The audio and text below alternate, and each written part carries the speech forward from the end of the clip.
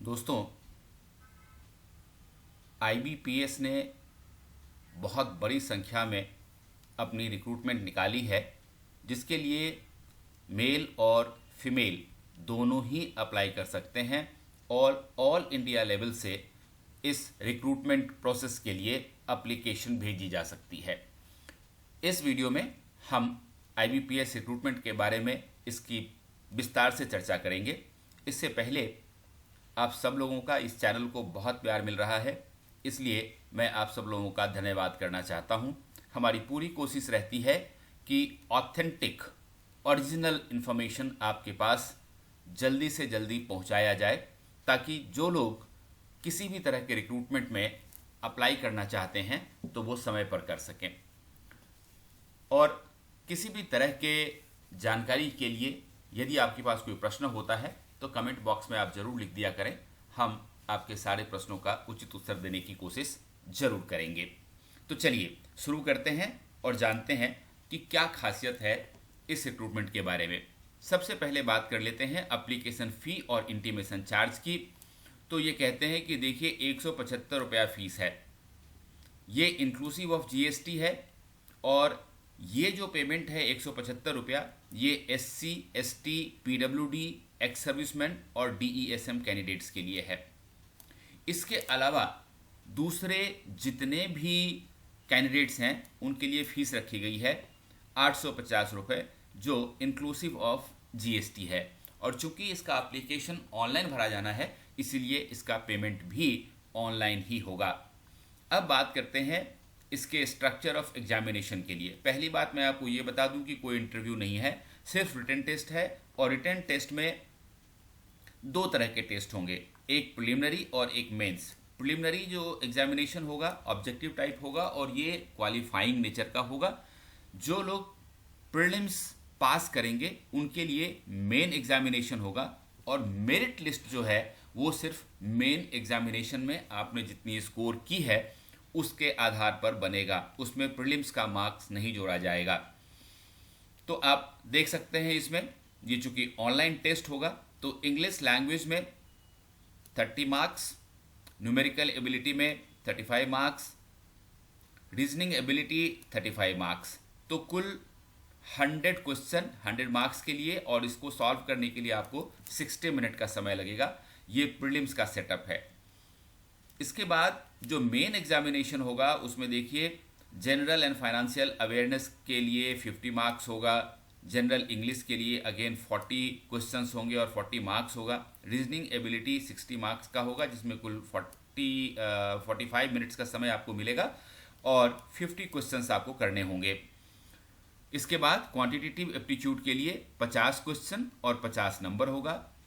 Total आपको 190 question होंगे main examination में, जिसके 200 मार्क्स होंगे और आपको 160 मिनट्स यानी कि 2 घंटे का पूरा समय मिलेगा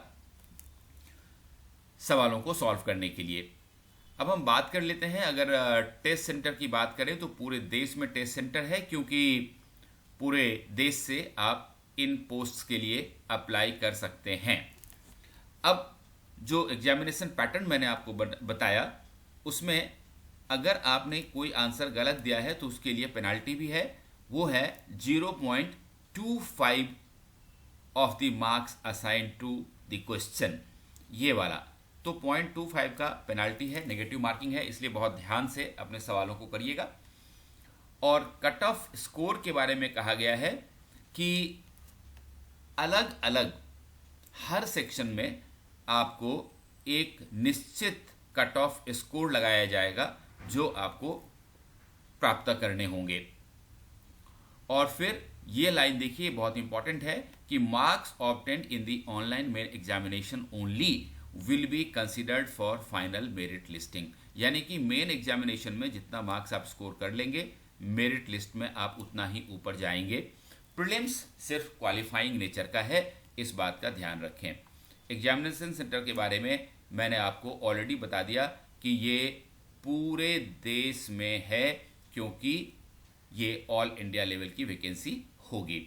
मैं आपको याद दिला दूं कि ये बहुत ही बड़ा बल्कि पीडीएफ है, तो इसे मैं अपने टेलीग्राम ग्रुप में डाल दूंगा, और हमारे टेलीग्राम ग्रुप का जो डिस्क्रिप्शन बॉक्स में सबसे ऊपर लिंक है उसके ऊपर क्लिक करके टेलीग्राम ग्रुप ज्वाइन कर लीजिए, और वहाँ से आपको ये सारा PDF पढ़ने को मिल जाएगा। अभी और भी कुछ इम्पॉर्टेंट बातें मुझे आपको बतानी बाकी है, जैसे एज क्राइटेरिया क्या होगा, क्वालिफिकेशन क्या होगा, ये सब मैं आपको बताता हूँ। इससे पहले आप एक बार ये जरूर नोट कर लें कि जब आप फॉर्म भरेंगे तो आपको लिस्ट ऑफ डॉक्यूमेंट्स क्या लगानी है। तो देखिए, सबसे पहले original and self attested photo copies, ये ध्यान रखें। सेल्फ अटेस्टेड, जो भी आप स्कैन करके रेडी रखेंगे डॉक्यूमेंट्स, वो सेल्फ अटेस्ट होना चाहिए, ये बहुत इंपॉर्टेंट है। उसके बाद आपका डेट ऑफ बर्थ होना बहुत ज़रूरी है, डेट ऑफ बर्थ सर्टिफिकेट होना बहुत ज़रूरी है। जितने भी आपके मार्कशीट्स हैं, सर्टिफिकेट्स हैं, वो सारी चीज़ें आपके पास रेडी होनी चाहिए।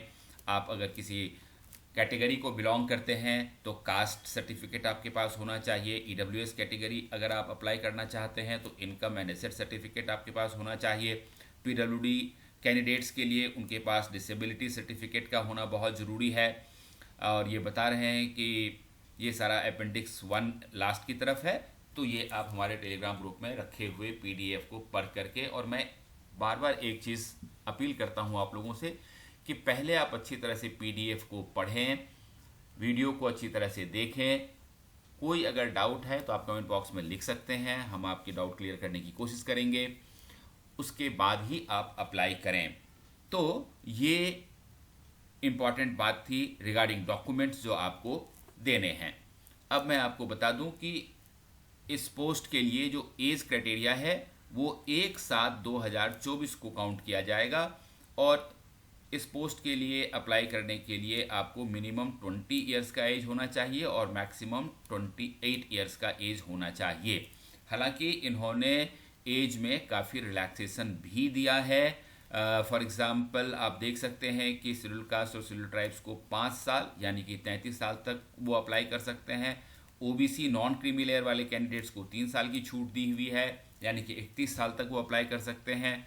जो PWD कैंडिडेट्स होते हैं उनके लिए 10 साल की छूट दी हुई है, तो 38 साल तक वो अप्लाई कर सकते हैं। एक्स सर्विसमैन के लिए जो सरकार के नियम होते हैं उसके हिसाब से उन्होंने जितनी सर्विस डिफेंस फोर्सेस में की है प्लस 3 ईयर्स ऐड कर लें, और उस हिसाब से अपना काउंटिंग कर लें। फिर विडोज़ हैं, डाइवोर्स्ड वुमेन हैं, लीगली सेपरेटेड वुमेन हैं, उनके लिए 35 ईयर्स, और फिर पर्सन अफेक्टेड बाय 1984 राइट्स, तो उनके लिए 5 साल की छूट दी गई है कैंडिडेट्स को। तो जिस भी कैटेगरी में आप फॉल करते हैं उस हिसाब से आप अपना ज़रूर देख लें और उस हिसाब से आप अप्लाई करें, खास करके एज का जहाँ तक सवाल है। अब बात कर लेते हैं हम लोग क्वालिफ़िकेशन की। तो इन्होंने ये कहा है कि इस पोस्ट पर अप्लाई करने के लिए क्वालिफ़िकेशन वाइज आपको ग्रेजुएट होना चाहिए। ये देखिए, इन्होंने कहा है कि 21/7/2024 को आपके पास ग्रेजुएशन की डिग्री होनी चाहिए, चाहे वह किसी भी डिसिप्लिन में हो, आर्ट, साइंस, कॉमर्स, किसी में हो सकता है, और किसी भी रिकॉग्नाइज्ड यूनिवर्सिटी से होना चाहिए। और ध्यान रखें कि you must possess valid marksheet and degree certificate of graduation. जो इसका मतलब ये हुआ कि जो लोग अपियरिंग कैंडिडेट हैं उनके लिए ये नहीं है। आप निश्चित रूप से पास होने चाहिए, और साथ साथ आपको कंप्यूटर लिटरेसी भी आपके पास होनी चाहिए, यानी कि बेसिक जो कंप्यूटर का नॉलेज होता है, इंफॉर्मेशन टेक्नोलॉजी का नॉलेज होता है, वो भी आपके पास होना चाहिए। दोस्तों, अब आपको मैं ये बता दूं कि ये जो IBPS का जो निकला है एडवर्टीजमेंट, वो रिक्रूटमेंट ऑफ क्लर्क्स के लिए निकला है, यानी कि अलग अलग बैंकों में जो क्लर्क्स का रिक्रूटमेंट होता है उसके लिए ये एडवर्टीजमेंट है। और इसके लिए मैं आपको इम्पॉर्टेंट डेट्स बता देता हूँ। सबसे पहली बात कि 1/7/2024 से 21/7/2024 तक आप अपना एप्लीकेशन भर सकते हैं। एप्लीकेशन फीस 21 जुलाई तक भरी जा सकती है।